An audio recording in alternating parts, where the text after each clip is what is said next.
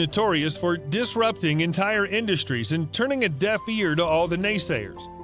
When starting out with his first company, Zip2, he aimed to target newspapers and press to help them better understand how the internet would affect them. He wrestled through stiff resistance when he tried to move the company forward.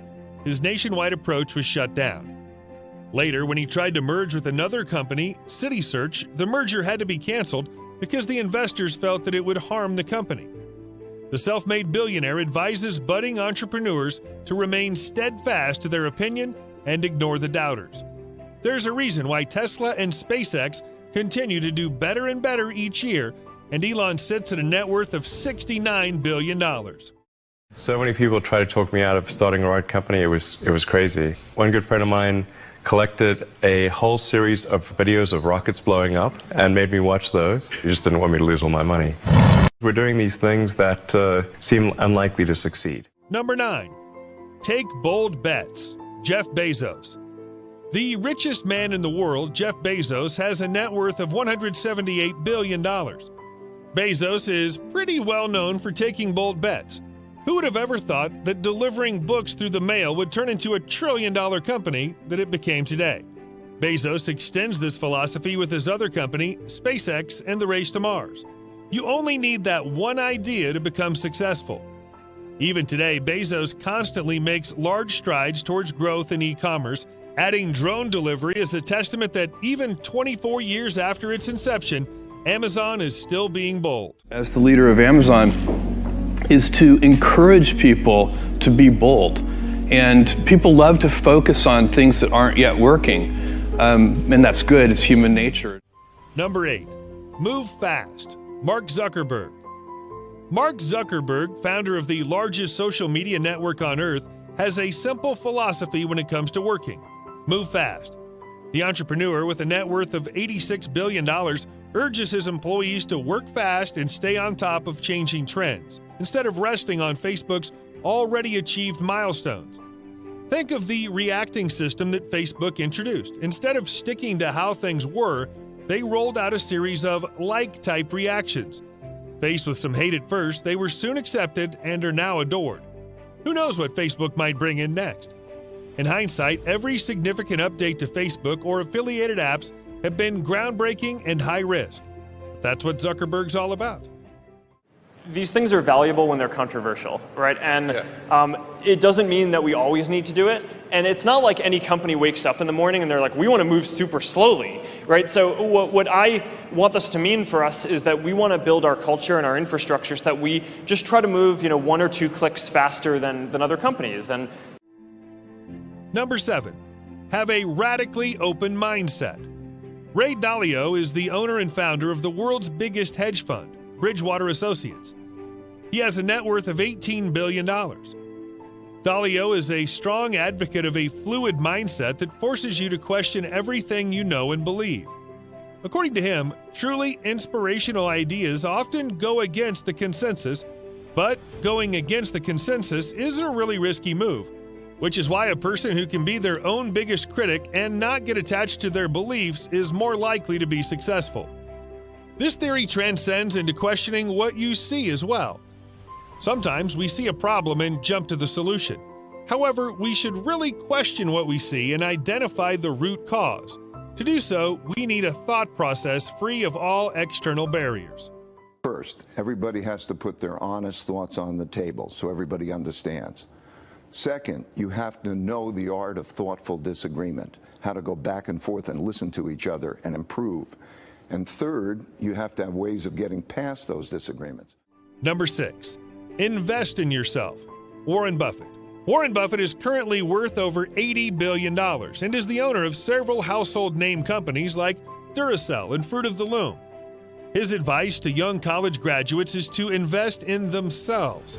Whether it's taking up a course or putting yourself out there, in an interview, he said that investing in yourself, like improving your communication skills, will instantly increase your value by 50%. This advice is pretty apparent in Buffett's personal life as well, as Buffett loves to invest in himself by his reading as much as possible. He's known to spend 5 to 6 hours a day reading books and corporate reports. By far the best investment you can make is in yourself. I mean, For example, communication skills. I tell the students that come that they're going to graduate schools and business, and they're learning all these complicated formulas and all that. If they just learn to communicate better, and both in writing and in person, they increase their value at least 50%. Number 5, outwork everybody else. Mark Cuban. Mark Cuban, who you probably know as the billionaire investor on Shark Tank, has a net worth of $4 billion. Cuban is of the firm opinion that not giving your idea everything is what causes businesses to go down. According to him, you need to know the most about your field, your skills, and work the hardest if you want to succeed. There's always someone more experienced than you, and you need every edge you can get. Cuban has been a strong advocate of an unwavering work ethic. Before his big break, he was relentless in learning new things. If there was anything to know about the tech or networking industry, he knew it. He would attend conferences, read manuals, do everything possible to succeed. What would you say is the number one reason why people fail? Lack of brains, lack of effort. Lack of brains, lack of effort. Yeah, they don't do the work. They don't learn, when you walk in the room, when you start a business and you start to talk about somebody, you're never in a vacuum with no competition, unless you're just extremely lucky. And if there's going to be competition. Number 4, become dream-oriented. Oprah Winfrey. Perhaps the most famous person on our list, Oprah Winfrey, has a net worth of $2.6 billion. She started life in a poor household in Mississippi and made it as far as she did with this philosophy. Her advice to young college students is to follow their dreams. Your dream must be your top priority. Work towards your vision with all your energy. Oprah herself had a very challenging life, but her dream in life was public speaking, as a child and as an adult. She was exceptionally good at addressing audiences, and making that her career is what gave her the success that she has today. Life has dreamed a dream for you. And your goal, your number one job is to figure out what that dream is. And align yourself with the dream. Because the dream cannot come to you unless you're willing to meet it. Number 3, ask for advice. Bill Gates. As a young college dropout, Bill Gates had a vision to improve the ecosystem surrounding personal software and operating systems. His startup, Microsoft, has earned him almost $115 billion over the years. Despite being one of the most famous and richest men on earth, Bill Gates adopts a policy of always learning and asking. Over the course of his life, he's seen massive success as his startup reached new heights. Despite all this, he still looks to his friend and mentor, Warren Buffett, for advice. Bill Gates asks college students to do the same and look for guidance, as it only broadens your horizons. I have enough people that know me and actually know where my judgment isn't its strongest, where I might get overexcited about something or, forget to think about something. And so they're good at correcting, particularly Melinda, good at correcting whatever those blind spots are. And I think it's good to encourage. Number 2, delegate the work. Michael Bloomberg, owner of Bloomberg LP and U.S. presidential candidate, believes strongly in delegating work and bureaucracy, which makes sense since he was mayor of New York City for more than a decade. Bloomberg built his business from scratch with an idea to provide a terminal that would allow investors to access financial tools and analyze the market. This idea has made him worth almost $60 billion today. His advice is to segment your work and not centralize everything, which will only slow down the process and make things tough on you.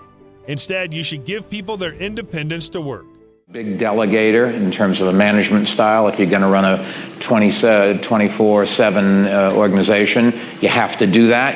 Anybody that tries to centralize everything through themselves or through their staff really is making a terrible mistake. But that's why lots of businesses don't work, and that's why lots of governments don't work, because they do exactly that. Number 1, embrace failure. Sarah Blakely. Sarah Blakely is the founder of the American undergarment brand Spanx, with a net worth of $1 billion. She started off her career selling fax machines door to door, and eventually grew into one of the most influential people on earth.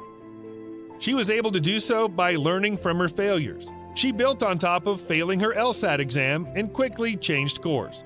The idea for any entrepreneur, Blakely believes, is to not sit around whining about your losses. Instead, cut down on them and make your way forward.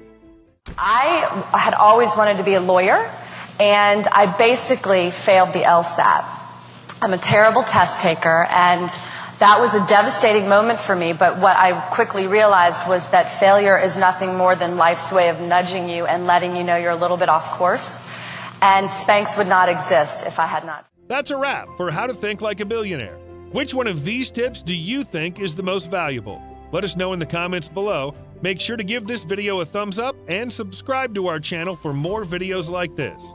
We'll see you in the next one.